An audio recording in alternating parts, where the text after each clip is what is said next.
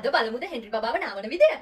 අද අපි දෙන්නම එකතු වෙලා නාන්න යන්නේ. නෑ හෙන්රි බබා නාන්න යන්නේ.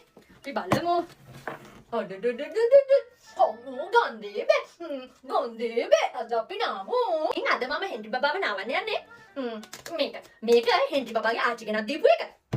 මේක හෙන්රි බබාගේ ලොකු අම්මා ගෙනත් දීපු එක. මේක වලස් මුල්ලේ ලොකු තාත්තා ගෙනත් දීපු එක. මේවා සෙවණගල ලොකු බාප්පා ගෙනත් දීපු ටික. මේක පොළොන්නරුවේ පොඩි විජේ මාමා ගෙනත් දීපු එක. ඔන්න අපි හෙන්රි බබාව නාවන්න යන්නේ. ඉතින් මේක ලොකු තාත්තා ගෙනත් දීපු පොල් කට්ට. නෑ. යාළුවනේ දැන් අත්වලත් වෙනවනේ. හෙන්රි බබාට shopping කරන්න යන්නේ. යමු මාත් එක්ක.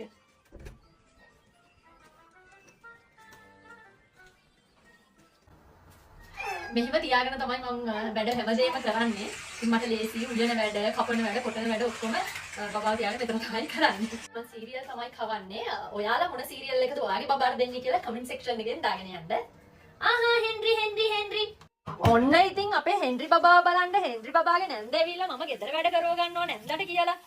හොඳට හොදන්න. අනේ මේ යනවා යන්න. ලස්සනට හොදන්න. මුණ ගන්නද? අනේ අල්ලන්නෝ. නෑ.